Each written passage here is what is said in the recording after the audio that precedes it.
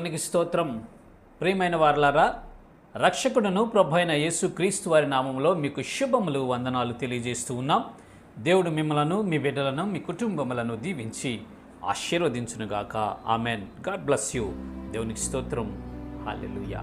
ప్రియమైన దేవుని బిడ్డలారా, దేవుడు అనే వ్యక్తేనండి. అసలు ఎవరు? ఆయనకున్న లక్షణాలు ఏంటి? దేవునికి ఉండేటటువంటి లక్షణాలు ఏంటి అని మనం ఒకసారి ఆలోచించినట్లయితే చాలామంది చాలా రకాల సందేహాలు, చాలా రకాల ఆలోచనలు, వారి అభిప్రాయాలు చెప్తారు. కొంతమంది అంటారు దేవుడు సర్వశక్తిమంతుడు, ఆయనకు అన్నీ తెలుసు, ఈ సృష్టిని అంతా చేసింది ఆయనే, భూత వర్తమాన భవిష్యత్ కాలాల్లో ఉండేవాడు, సర్వము తెలిసినవాడు అని చెప్తారు కొంతమందిని అడిగితే దేవుడు పరిశుద్ధుడు అంటారు. కొంతమందిని అడిగితే దేవుడు పవిత్రుడు, మనుషులందరిని రక్షించువాడు, పోషించువాడు, నడిపించువాడు. రకరకాలుగా ఈ డెఫినేషన్లు వస్తాయి. అవన్నీ రైటేనండి, అవన్నీ కరెక్టే. దేవుడు సర్వశక్తిమంతుడు, దేవుడు సర్వాధికారి, దేవుడు సమస్తమును చేయగలిగిన వాడు, భూత వర్తమాన భవిష్యత్ కాలాల్లో ఉండే దేవుడు. దేవునికి అసాధ్యం అనేది లేదు, సమస్తము సాధ్యం. మరణం మీద ఆయనకు అధికారం ఉంది. ఈ మనుషులను పుట్టించింది ఆయనే, బ్రతికింపజేస్తుంది ఆయనే, పోషించేది కూడా ఆయనే, సృష్టిని శాసించేది కూడా ఆయనే. అట్ ద సేమ్ టైం ఆయన పరిశుద్ధుడై ఉంటాడు. పరిశుద్ధుడండి. దేవుడు ఎవరంటే పరిశుద్ధుడు. ఆ దేవునికి ఇంకో కొన్ని లక్షణాలు ఉన్నాయి. ఏంటంటే అవి, దేవుడు ప్రేమమయుడు. దేవునికి స్తోత్రం. హల్లెలూయా. దేవుడు క్షమించేవాడు, దేవుడు దయ చూపించేవాడు, దేవుడు కరుణా సంపన్నుడు, దేవుడు వెలుగై ఉన్నాడు, దేవుడు సత్యమై ఉన్నాడు, దేవుడు వాక్కై ఉన్నాడండి. ఈ గుణ లక్షణాలన్నీ మనం కంపేర్ చేసుకున్నప్పుడు ఆ గుణ లక్షణాలు ఏ వ్యక్తిలో కనపడతాయో ఆ వ్యక్తిని మనము దేవునిగా అంగీకరించవచ్చండి. కానీ ఈనాడు సమాజం కానీ, ప్రపంచ దేశాలు కానీ, ప్రపంచ పరిస్థితులు కానీ, మా భారతదేశం పరిస్థితులు కానీ చూసుకుంటే ప్రజలు దేవుని గురించిన ఆలోచన, విచక్షణ లేకుండా పూర్వీకులు నమ్మేవారు, మేము నమ్ముతున్నామన్న ఒక్క ఆలోచనలో భ్రమలోకి వెళ్ళిపోయి దేవుడు ఉండే లక్షణాలను కూడా మర్చిపోయి వారు ఆ పూర్వీకులు ఆరాధించిన వాటిని ఆరాధించడం మనం చూస్తామండి. దేవునికి ఇన్ని లక్షణాలు ఉన్నాయి. వెలుగై ఉన్నాడు, సత్యమై ఉన్నాడు, పరిశుద్ధుడై ఉన్నాడు, సర్వాధికారి అయి ఉన్నాడు, మనుషుల పాపాల కొరకు ఆయనే ప్రాయశ్చిత్తమై అయ్యేటటువంటి వాడై ఉన్నాడు, క్షమించేవాడు, ప్రేమించేవాడు, దయ చూపించేవాడై ఉన్నాడు. రకరకాల ఈ లక్షణాలన్నీ దేవునికి ఉన్నాయండి. అయితే ఇదేనా నా దేవుడు మనతో 2 లక్షణాల గురించి మాట్లాడాలని ఆయన ఉద్దేశించారు. ఒకటి ప్రేమ, దేవుడు ప్రేమమయుడు. 2 క్షమించేవాడు. యోహాను సువార్త 3వ అధ్యాయం 16వ వచనం మనం చూసినట్లయితే దేవుడు ఈ లోకాన్ని ఎంతగానో ప్రేమించాడంటండి. దేవుడు ఈ లోకాన్ని ఎంతగానో ప్రేమించాడు. ఎంత ప్రేమించాడంటే తన అద్వితీయ కుమారుడినే ఈ లోకానికి ఇచ్చేసాడు. దేవుడే తనలోనే ఒక స్ప్లిట్ పర్సనాలిటీ, ఆ ఆత్మరూపైనటువంటి దేవుడే శరీరాన్ని ధరించుకోవడానికి భూమి మీదకి వచ్చేసాడండి. ఎందుకంటే లోకాన్ని ఎంతో ప్రేమించాడు ఆయన. అంత ప్రేమించాడు కనుక పరలోకములో ఆ మహిమను విడిచి, యుగయుగాలు ఆరాధించబడేటటువంటి మహిమను విడిచి, సర్వాధికారాన్ని, అద్వితీయ శక్తిని విడిచి ఒక మానవ రూపిగా, నరావతారిగా ఈ భూమి మీదకి వచ్చాడు యేసు క్రీస్తు అనే నామధ్యేయంతో. ప్రియమైన దేవుని బిడ్డలారా, ఆయన ప్రేమమయుడు. ఎలాంటి ప్రేమ అంటే ఆయనది ఇర్మియా గ్రంథంలో చెప్తాడు 31వ అధ్యాయం 3వ వచనంలో, శాశ్వతమైన ప్రేమ. దేవునికి స్తోత్రం. హల్లెలూయా. ప్రియమైన దేవుని బిడ్డలారా, ఈ లోకాల్లో రకరకాల ప్రేమలు ఉన్నాయి. తల్లిదండ్రులు చూపించే ప్రేమ వేరు, భార్యాభర్తల మధ్య ఉండే ప్రేమ వేరు, బంధువుల మధ్య ప్రేమ, రక్త సంబంధికుల మధ్య ప్రేమ, ప్రియుడు ప్రేయసి మధ్య ప్రేమ, తండ్రి కూతురు మధ్య ప్రేమ, తండ్రి కొడుకుల మధ్య ప్రేమ, స్నేహితుల మధ్య ప్రేమ, రకరకాల ప్రేమలు ఇన్ని ప్రేమలు ఉన్నప్పటికీ శాశ్వతమైనటువంటి ప్రేమ ఏదో తెలుసా? అది దేవుని ప్రేమ. దేవునికి స్తోత్రం, హల్లెలూయా. అది గాడ్స్ లవ్. దేవుని ప్రేమ ఒకటి మాత్రమే శాశ్వతమైనది, అది నిత్యము నిలిచి ఉంటుంది. అదే ఇర్మీయా గ్రంథంలో చెప్తున్నాడు, శాశ్వతమైన ప్రేమతో నేను నిన్ను ప్రేమిస్తూ ఉన్నాను కనుక విడువక నీ ఎడల కృప చూపిస్తూ ఉన్నాను అంటాడు ఇర్మీయా గ్రంథం 31 అధ్యాయం 3వ వచనంలో. శాశ్వతమైన ప్రేమతో దేవుడు మనలను ప్రేమిస్తూ ఉన్నాడండి. మనల్ని ప్రేమిస్తూ ఉన్నాడు కనుకనే ఆయన మన కొరకు దిగి వచ్చి ఉన్నాడు. మనల్ని ప్రేమిస్తూ ఉన్నాడు కనుకనే మనకు సమస్తమును జరిగిస్తూ ఉన్నాడు. మనలను ప్రేమిస్తూ ఉన్నాడు కనుకనే మనం ఇబ్బంది ఏర్పడినప్పుడు, ఒక అవసరతలో మనం ఉన్నప్పుడు, ఒక ఆ నీడ్ మనకి ఏర్పడినప్పుడు, ఒక నిందలోనో అవమానంలోనో ఆపదలోనో మనం పడిపోయినప్పుడు ఆయన మనల్ని సంరక్షిస్తున్నాడు, మన అవసరాలు తీరుస్తున్నాడు, మన వ్యాధి బాధల నుంచి స్వస్థత కలిగిస్తున్నాడు, నెమ్మది కలిగినటువంటి మార్గంలో మనల్ని నడిపిస్తూ ఉన్నాడు. ప్రియమైనటువంటి దేవుని బిడ్డలారా, కారణం ఏంటంటే శాశ్వతమైన ప్రేమతో ఆయన మనలను ప్రేమిస్తూ ఉన్నాడు. దేవునికి స్తోత్రం, హల్లెలూయా. దేవుడు ప్రేమ స్వరూపి, ప్రేమ స్వరూపి. మనము ప్రేమించబడటానికి యోగ్యులము కాదు. అసలు మనకు ఏ అర్హత లేదు. మనము ఎందుకు పనికిరానటువంటి వారిని, దేవునికి దూరమైనటువంటి వారిని, దేవునికి ఎన్నిక లేనటువంటి వారి మనము దేవుణ్ణి దుఃఖపరిచినటువంటి వారిని, పాపపు జీవితములో, పాపపు లోకములో బ్రతుకుతూ దేవునికి అనుదినము బాధను కలిగిస్తున్నప్పటికీ ఆయన మనలను ప్రేమిస్తూ ఉన్నాడు. దేవునికి స్తోత్రం, హల్లెలూయా. శాశ్వతమైన ప్రేమ, విడువని కృప ఆయన మన ఎడల చూపిస్తున్నాడండి. అందుకే ఆయన అంటున్నాడు, ఏమంటాడంటే యోహాను సువార్త 13వ అధ్యాయంలో మనం చూసినట్లయితే, మీరు ఒకరినొకరు ప్రేమించుకోండి అంటున్నాడు. ఈ ఒక్క ఆజ్ఞ నేను ఇస్తున్నాను అంటాడు యేసుక్రీస్తు ప్రభువు వారు. నిన్ను వలె నీ పొరుగు వారిని ప్రేమించమని ధర్మశాస్త్రంలో ఉంది. యేసు ప్రభు వారు అంటాడు, మీరు ఒకరినొకరు ప్రేమించుకోండి అంటాడండి. ఎందుకు ప్రేమించుకోవాలంటే దేవుడు ప్రేమ స్వరూపి. ఆయనకుండే గుణ లక్షణాలు మనం ధరించుకొని వెళ్ళాలి. ఈనాడు ఈ సమాజాన్ని, ఈ సొసైటీని ఒకసారి ఆలోచిస్తే ఈ ప్రేమ అనేది ఉందండి? లేదు. ప్రేమ ఎంత మాత్రమూ కనిపించట్లేదు. మనుషులలో స్వార్థం ఎక్కువైపోయింది. అంత్య దినాలు, అపాయకరమైనటువంటి కాలాల్లో వచ్చేసి మనుషుల్లో స్వార్థం పెరిగిపోయి అక్రమం విస్తరించడం వలన అనేకుల ప్రేమ చల్లారిపోయిందండి. పరిశుద్ధ గ్రంథంలో దేవుడు ఎప్పుడో రాయించాడు, 2000 సంవత్సరాల క్రితం. అక్రమము విస్తరించుట చేత అనేకుల ప్రేమ చల్లారిపోతుంది అని. ప్రేమ చల్లారిపోతే, ప్రేమ కలిగి కానీ మనము జీవించకపోతే మనము పడిపోతాము, నరకములకు వెళ్ళిపోతాం. ప్రియమైన దేవుని బిడ్డలారా, యేసు ప్రభువు వారు చెప్తాడు పరిశుద్ధాత్ముడు పత్రిక పాఠాల్లో, ప్రేమ లేనివాడు ఆయన వాడు కాడండి. వాడు దుష్ట సంబంధి ప్రేమ లేకపోతే.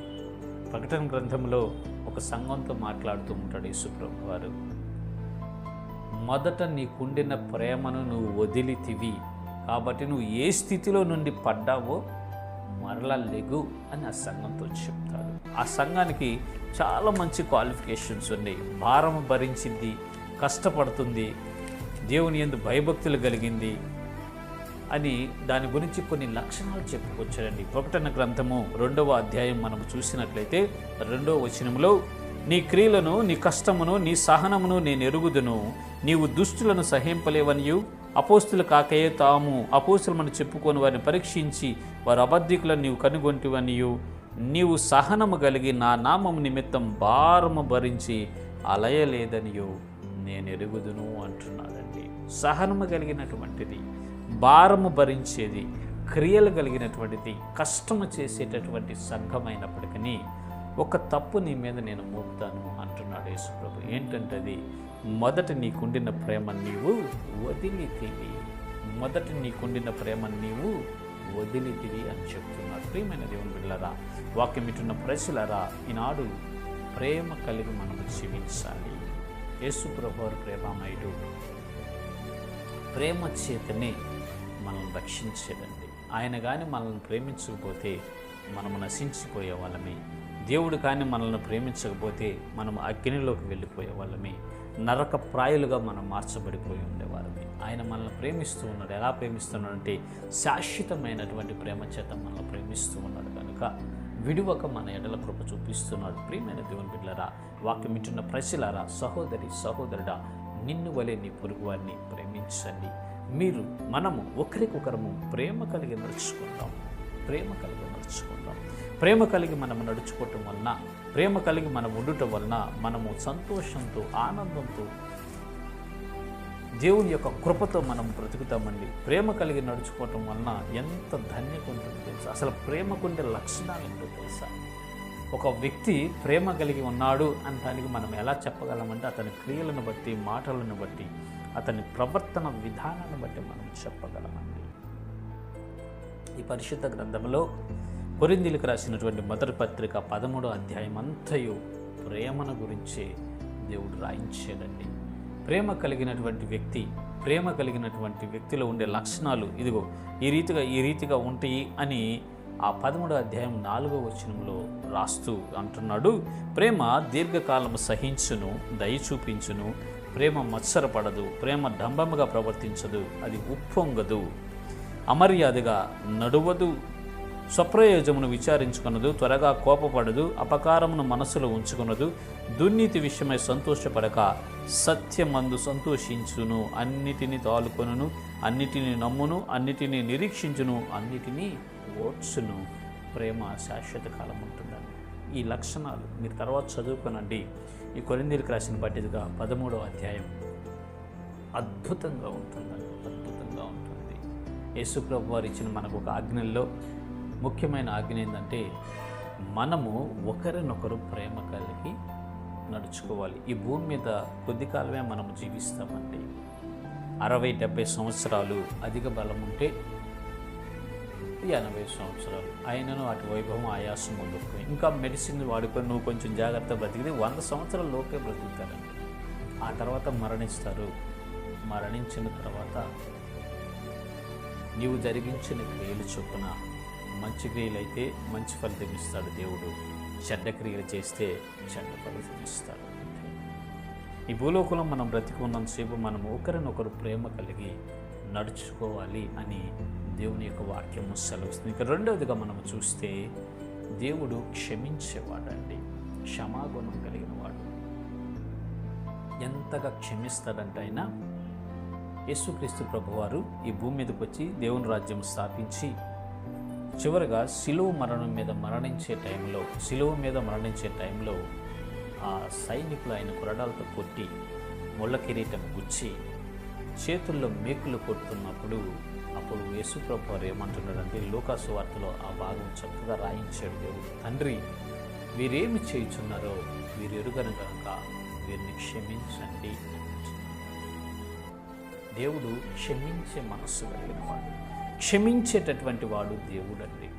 ఆ దేవుని లక్షణమైనటువంటి క్షమాగుణము మనము కూడా కలిగి ఉండాలి. అందుకే మత్తయి సువార్తలో శిష్యులకు ప్రార్థన నేర్పుతూ యేసు ప్రభువారు ఏమంటూ ఉన్నాడంటే మా రుణస్తులను మేము క్షమించి ఉన్న ప్రకారము మీరు మా రుణములను క్షమించు అని వారికి ప్రార్థన నేర్పినట్లు మనం చూస్తాం. అంత మాత్రమే కాదు కానీ ఇంకా ఏమంటున్నాడంటే మనుషుల అపరాధములను మీరు క్షమించిన ఎడల మీ పరలోకపు తండ్రియు మీ అపరాధములను క్షమించును. దేవునికి స్తోత్రం, హల్లెలూయా. ప్రియమైన దేవుని పిల్లరా, దయచేసి గమనించండి. మనుషుల అపరాధాలు అంటే మనకు చేసినవి, ఎదుటి వ్యక్తులు, ఇరుగు పొరుగు వారు, కొలీగ్స్, సాటివారు మనకేదన్నా కీడు చేస్తే, మన దృష్టిలో ఏదైనా అపరాధం చేస్తే వారు వచ్చి మమ్మల్ని క్షమించండి, సారీ మాది తప్పు అయిపోయింది, ఏదో తెలియజేసాము, ఉద్రేకంలో చేసాము, తొందరపడి వేరే వాళ్ళ మాటలని ఇట్లా చేసామని వాళ్ళు పశ్చాత్తాపడి అడిగినప్పుడు ఖచ్చితంగా మనం క్షమించాలండి. అదే చెప్తున్నాడు, మనుషుల అపరాధాలు మీరు క్షమిస్తే పరలోకమందున్న దేవుడు మీ అపరాధాలను క్షమిస్తాడు అని యేసుప్రభువు వారు చెప్తూ ఉన్నారు. ఆయన క్షమాగుణం కలిగినటువంటి వాడు మన దేవుడు. మనలో కూడా ఆ లక్షణం కలిగి మనం నడుచుకోవాలి. ప్రియమైనటువంటి దేవుని బిడ్డలారా, ఎప్పటి వరకు క్షమించాలి, ఎన్నాళ్ళు క్షమించాలి అని ఒకసారి మనం ఆలోచించినట్లయితే, ఒకసారి పేతురు గారు యేసుక్రీస్తు ప్రభువారి వద్దకు వచ్చారు. యేసు ప్రభువారి వద్దకు వచ్చి, అయ్యా, మరి నా సహోదరుడు నా ఎదుట తప్పిదం చేస్తే ఎన్నిసార్లు క్షమించాలి? ఒక 5 సార్లు, ఒక 7 సార్లు క్షమించాలా? సరిపోయిద్దా అని పేతురు భక్తుడు యేసు ప్రభువారిని అడిగారండి. అప్పుడు యేసు ప్రభువారు అంటున్నారు, మత్తయి సువార్త 18వ అధ్యాయము 21వ వచనం నుంచి మనం చూస్తే, ఆ సమయమున పేతురు ఆయన యొద్దకు వచ్చి, ప్రభువా, నా సహోదరుడు నా ఎడల తప్పిదము చేసిన ఎడల నేను ఎన్ని మార్లు అతన్ని క్షమింపవలను? 7 మార్లు మట్టుకా అని అడిగాను. అందుకు యేసు అతనితో ఇట్లనను, 7 మార్లు మట్టుకే కాదు, 70 ఏళ్ల మార్ల మట్టుకని నీతో చెప్పుచున్నాను. దేవునికి స్తోత్రం. హల్లెలూయా. మన సహోదరుడు, మన రక్త సంబంధి, అంటే క్రీస్తు రక్తంలో కడగబడినటువంటి వ్యక్తి మన ఎడల ఒక తప్పిదం చేస్తే మనం ఎన్నిసార్లు క్షమించాలండి? 70 ఏళ్ళ వయసు వచ్చే వరకు మనం క్షమించాలంట. అంటే 70 సంవత్సరాలు మనకు వచ్చే వరకు అతను మన ఎడల తప్పు చేస్తున్నా క్షమించమని అడిగితే మనం క్షమించాలి అని యేసు ప్రభువారు సెలవిస్తున్నాడు. ప్రియమైన దేవుని బిడ్డలారా, వాక్యం వింటున్న ప్రజలారా, మరి నీ సహోదరుని నువ్వు క్షమిస్తున్నావా? నాకు అట్ట చేశాడు, ఎట్ట చేశాడు, నా మీద సారీలు చెప్పాడు, నాకు నష్టం కలిగించాడు, అతని ముఖమే నేను చూడను, అతని ముఖమే నాకు కోపం, అసహ్యం, అక్కడ ఉన్న చోట నేను ఉండను అని ఈ రోజుల్లో విశ్వాసులేని బోధకులు ఎట్లా తయారయ్యారండి? అనురాగ రహితులుగా తయారయ్యారు. అక్రమం విస్తరించే చేత ప్రేమను సల్లార్చుకుంటున్నారు. క్షమాగుణం లేక, వీరు క్షమించలేక, దేవుని చేత వీరు క్షమించబడలేక ఈనాడు నరకప్రాయులుగా మార్చబడుతున్నారు. ప్రియమైన దేవుని బిడ్డలారా, దయచేసి గమనించండి. దేవుడు ప్రేమామయుడు, క్షమాగుణం కలిగినవాడు. ఆ లక్షణాలు మనం ధరించుకోవాలి. ఎందుకంటే మనమందరము క్రీస్తులోకి బాప్తిస్మం పొందాం. క్రీస్తులోకి బాప్తిస్మం పొందినటువంటి మనమందరము క్రీస్తును ధరించుకున్నాము. అది క్రీస్తులోకి బాప్తిస్మం మనం తీసుకున్నట్టు వలన క్రీస్తును ధరించుకున్నాము. క్రీస్తుని మనం ఎప్పుడైతే ధరించుకుంటామో, యేసు ప్రభువారిని ఎప్పుడైతే మనము ధరించుకుంటామో, ఆయన గుణ లక్షణాలను కూడా మనం ధరించుకోవాలండి. ఆయన గుణ లక్షణాలను కూడా మనం ధరించుకోవాలి. ఆయన గుణ లక్షణాలు మనలో లేకుండా, ఆయన గుణ లక్షణాలను మనం ధరించుకోకుండా, నేను దేవునిని ప్రేమిస్తున్నాను, నేను దేవునిని ప్రేమిస్తున్నాను, నేను దేవునిని కలిగి ఉన్నాను, నేను దైవజనుని, నేను దేవుని బిడ్డనని చెప్పుకునటం వలన అది వ్యర్థమేనండి, నిష్ప్రయోజనం. చూచుతున్నటువంటి సహోదరుని ప్రేమించలేని నీవు, ఎదుట ఉన్నటువంటి సహోదరుని ప్రేమించలేని నీవు, చూడని దేవుణ్ణి ఏం ప్రేమిస్తావు? ఎదుట ఉన్న సహోదరుని నువ్వు ఆదరించలేని నీవు దేవునికి ఏం చేయగలవు? దేవుని పరిచర్య ఏం చేయగలవు? అదే కదా వాక్యం చెప్తుంది. ఎదుట ఉన్నటువంటి సహోదరుని, నీకు కంటికి కనిపించే సహోదరుని నువ్వు ప్రేమించాలి. అలా ప్రేమించే మనసు నీకు లేదు, అలా క్షమించే మనసు నీకు లేదు. మరి నీ అపరాధాలు ఎలా క్షమించబడతాయి? నిన్ను దేవుడు ఎలా ప్రేమించగలడు? నీవు ప్రేమిస్తేనే కదా ఆయన నిన్ను ప్రేమించేది. కారణం ఏంటంటే క్రీస్తులోనికి కదా మనము బాప్తిస్మం పొందింది. క్రీస్తులోనికి మనము బాప్తిస్మం పొందాం కాబట్టి క్రీస్తు యొక్క మనస్సు మనము ధరించుకోవాలి. క్రీస్తును మనము ధరించుకోవాలి. ఆయన గుణ లక్షణాలు కలిగి జీవించాలి. మారు మనస్సు అంటే అదే కదండి. మారు మనస్సు పొంది పశ్చాత్తాప్తులమై ప్రభువైన యేసుక్రీస్తు వారి నామంలో బాప్తిస్మం పొందుకున్నాం కదా. మరి ఆ మారు మనస్సే మనలో లేనప్పుడు మనము దేవుని బిడ్డలుగా ఉండటానికి అర్హులము కాదు. ప్రియమైనటువంటి దేవుని బిడ్డలారా, దయచేసి గమనించండి. దేవునికి ఉన్నటువంటి లక్షణాల్లో ఈ ప్రేమ గుణం, క్షమాగుణం అనేవి కూడా ఉన్నాయి. అవి మనము కలిగి జీవించాలనే దేవుడి దినాన తెలియజేస్తూ ఉన్నాడు. ప్రేమిస్తున్నావా? నిన్ను ప్రేమించేవారిని నువ్వు ప్రేమిస్తే నువ్వు ఎక్కువ చేసేదేముంది? పాపులను కూడా అలాగే చేస్తున్నారు కదని పరిశుద్ధ గ్రంథంలో దేవుడు మాట్లాడుతున్నాడు. నిన్ను ప్రేమించిన వారిని నువ్వు ప్రేమిస్తే నువ్వు ఇంకెక్కువ చేసేదేముంది? నిన్ను ద్వేషించే వారిని కూడా ప్రేమించమంటున్నాడు యేసు ప్రభువారు. శత్రువును సైతం ప్రేమించమంటున్నాడు యేసు ప్రభువారు. మరి మనం ప్రేమిస్తున్నామా? మనం ప్రేమించగలుగుతున్నామా? దయచేసి గమనించండి ప్రియమైన ప్రజలారా, నీవు, నేను, మనందరం మనం ప్రేమిస్తున్నామా? మన సహోదరుని మనం ప్రేమిస్తున్నామా? యేసయ్య రక్తంలో కడగబడి ముద్రించబడి దేవుని బిడ్డగా అంగీకరించబడినటువంటి వ్యక్తులు ఏదైనా తప్పిదం చేస్తే మనం ప్రేమిస్తున్నామా? క్షమిస్తున్నామా? వాళ్ళని సహించగలుగుతున్నామా? మనం దయచేసి గమనించండి. ఈ గుణాలు మనలో లేకపోతే మనము దేవుని బిడ్డలమే కాదండి. దేవుని కలిగి ఉన్నామన్న భ్రమలో మనం బతుకుతున్నాం అంతే. నేను పరలోక రాజ్యం వెళ్ళిపోతామన్న భ్రమలో మనం బ్రతుకుతాం అంతే. ఏ మనుష్యుడైతే, ఏ వ్యక్తి అయితే వాక్యాన్ని తన హృదయంలో ఉంచుకొని, తన జ్ఞప్తిలో ఉంచుకొని వాక్య ప్రకారం ప్రవర్తిస్తూ ఉంటాడో ఆ వ్యక్తి మాత్రమే పరలోక రాజ్యంలో ప్రవేశిస్తాడు, 100 ఫలాన్ని పొందుకుంటాడు. వాక్యాన్ని చదివి విని దాన్ని అనుసరించకుండా ఉన్నాడంటే అతడు నిష్ఫలుడైపోతాడని ప్రియమైన ప్రజలారా. ఈనాడు విశ్వాసుల్లో కానీ దైవజనుల్లో కానీ ఉన్న పెద్ద లోపం ఏంటంటే వాక్యం తెలుసు, వాక్యం చదువుతారు, వాక్యాన్ని ధ్యానిస్తారు, ఎక్కడెక్కడ ఏ రిఫరెన్స్ ఉందో, ఏ వాక్యం ఉందో అంతా తెలుసు, బ్రహ్మాండంగా కూడా బోధిస్తారు, కంఠస్థం చేస్తారు, నిద్రలో లేపడినా కానీ చెప్పగలరు, అంతటి ఉద్దండులు ఉన్నారు. కానీ ఆ వాక్య ప్రకారం జీవించలేరండి, ఆ వాక్య ప్రకారం నడుచుకోలేరండి, ఆ వాక్యాన్ని వారి జీవితంలో నెరవేర్చుకోలేక ఫెయిల్ అయిపోయి నరకప్రాయాలుగా మార్చబడుతున్నారు. ప్రియమైన దేవుని బిడ్డలారా, దయచేసి గమనించండి. వాక్య ప్రకారం మనం జీవించాలి. ఈ వాక్యంలో ఏమని రాయబడింది? నిన్ను వలె నీ పొరుగు వారిని ప్రేమించు, మీరు ఒకరినొకరు ప్రేమ కలిగి నడుచుకోనండి. నీ సహోదరుడు నీ ఎడల తప్పిదం చేసినప్పుడు క్షమించు అంటున్నాడు యేసుప్రభు వారు. నువ్వు నీ సహోదరుని క్షమించగలిగితే పరలోకమందున్నటువంటి తండ్రి నిన్ను క్షమిస్తాడు అని యేసుప్రభు వారు స్పష్టంగా చెప్పేశాడండి. మరి ఎందుకని నీవు నీ సహోదరుని క్షమించలేకపోతున్నావు? సహోదరుడా, సహోదరి, నీ సహోదరుని నువ్వు ఎందుకు క్షమించలేకపోతున్నావు? నీ సహోదరుని నువ్వు ఎందుకు క్షమించలేకపోతున్నావు? ఎందుకు వాళ్ళని దుఃఖ పెడుతున్నావు? ఎందుకు వారిని బాధ పెడుతున్నావు? క్షమించండి, ప్రేమించండి. ఎప్పుడైతే నీ హృదయంలో ప్రేమ ఉంటుందో, ప్రేమతో నీ హృదయం నిండిపోతుందో ఆటోమేటిక్గా క్షమాగుణం వచ్చిందండి. క్షమించింది, దయ చూపించింది, దీర్ఘకాలం సహించిందండి ప్రేమ.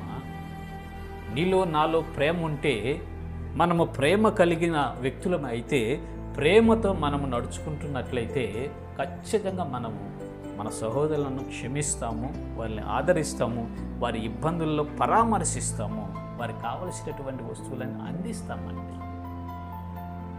ప్రియమైన దేవుని బిడ్డలారా, దేవునికి ఉన్న గొప్ప లక్షణాలలో ప్రేమించడం ఒకటి, క్షమించడం ఒకటి. ఈ రెండు ఈనాడు మనుషుల్లో లేవండి.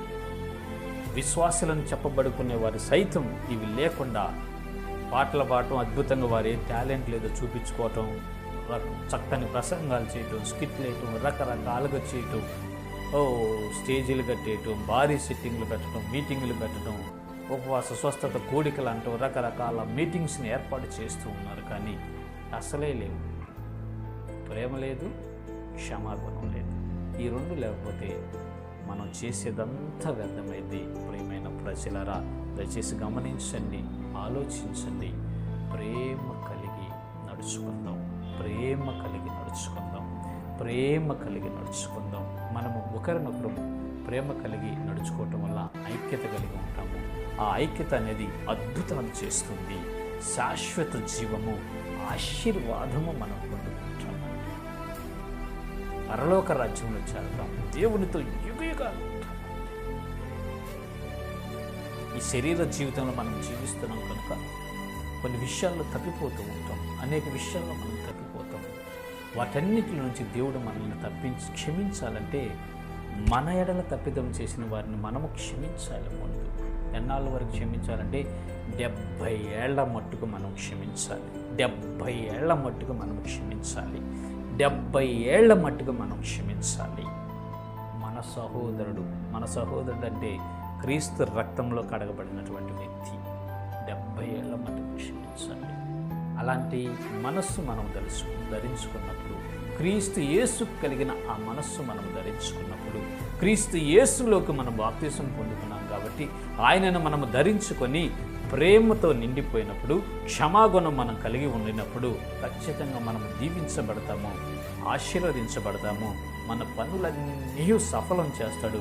మనము అభివృద్ధి పదములో ఉండి ఆశీర్వాదకరముగా ఆస్తికర్తలుగా మనం మార్చబడతామండి. మనము చేసే ప్రతి పనిని దేవుడు వర్ధెల చేస్తాడు. మనం చేసే ప్రతి పనిని ఆయన ఆశీర్వదిస్తాడండి. ఎప్పుడంటే ఆయన గుణ లక్షణాలు మనము కలిగి నడుచుకున్నప్పుడు అనేకులు మన ప్రవర్తనను బట్టి, మన క్రియలను బట్టి దేవుని తట్టు త్రిప్పపడతారండి. వాళ్ళకి వెళ్ళి వాళ్ళ చేత కొట్టించుకొని తండించుకొని ఏవేవో చేసి వాళ్ళకి ఎదురాడి వాదనలు చేయ అవసరంలా. మన పవిత్ర ప్రవర్తన, యేసు ప్రభువారికి ఉన్న గుణ లక్షణాలను మనము కలిగి జీవించినట్లయితే మనల్ని గమనించే అన్యులు ఖచ్చితంగా విప్లవాత్మకంగా మారిపోయి వారు కూడా క్రీస్తు బిడ్డలుగా మార్చబడతారు. ఏమైనా దేవుని బిడ్డలాగా దయచేసి గమనించండి. దేవునికి ఉన్న గొప్ప లక్షణాల్లో 2, ప్రేమమయుడు, క్షమాగుణం కలిగిన వాడు. ఈనాడు మనలో ప్రేమ కొదువైంది. నేను పరిపూర్ణమైన ప్రేమ కలిగిన వాడిని ధైర్యంగా గుండె మీద చేసుకుని ఎవరు చెప్పలేరు. మనలో కొరతలు ఉన్నాయి, వాటిని సరి చేసుకుందాం. ప్రేమ కలిగిన హృదయాన్ని మనం నింపుకుందాం. మన పొరుగువారిని మనము ప్రేమిద్దాం, ఒకరినొకరు ప్రేమ కలిగి నడుద్దాం. అదేవిధంగా మన సహోదరుడు మన ఎడల తప్పిదం చేసినప్పుడు మనము క్షమిద్దాము. దేవుని చేత మనము క్షమించబడదాం, ప్రేమించబడదాం. ఈ విశ్వాస యాత్రలో ముందుకు సాగిపోయి పరలోక రాజ్యం చేర్చబడదాం. ఇటు కృప దేవుడు మనకు కలుగు చేయనుగాక. ఆమేన్. God bless you. ప్రార్థన చేద్దాం. పరిశుద్ధుడ మీకు వందనాలు, ప్రేమాస్వరూపి, దయగల ప్రభువా మీకు వందనాలు. క్షమించే మనసు కలిగిన వాడివి, ప్రేమ కలిగినటువంటి దేవుడు ప్రభువా. ప్రేమ కలిగి మేము జీవించాలని, క్షమాగుణం కలిగి మేము నడుచుకోవాలని మీరు తెలియజేసి ఉన్నారు. అవును ప్రభువా, ఈ భయంకర దినాల్లో, ఈ దుర్దినాల్లో మేము ప్రేమ లేకుండా అయిపోయాం ప్రభువా. క్షమించండి అయా. క్షమాగుణం కూడా లేకుండా పోతున్నాం. మమ్మల్ని క్షమించి ప్రేమ కలిగిన హృదయాలు మాకు నింపండి. క్షమాగుణం మాకు కలుగు చేసి మీ గుణ లక్షణాలను మేము ధరించుకొని ఈ విశ్వాసయాత్రలో ముందుకు వెళ్ళటకు సహాయం చేయమని మీ కృపతో నింపి మమ్మలను, మా బిడ్డలను, మా కుటుంబములను దీవించి ఆశీర్వదించండి ప్రభువా. ఎంతమంది వాక్యం విని ఉన్నారో వారి హృదయాల నీరు కట్టి ఫలింపు చేసి దీవించమని, మహిమ మీరు పొందుకోమని యేసయ్య నామములో వేడుకొని ప్రార్థిస్తూ నాము తండ్రి. ఆమేన్. దేవునికి స్తోత్రం. హల్లెలూయా. God bless you. దేవునికి మహిమ కలుగును గాక. ఆమేన్. Praise the lord.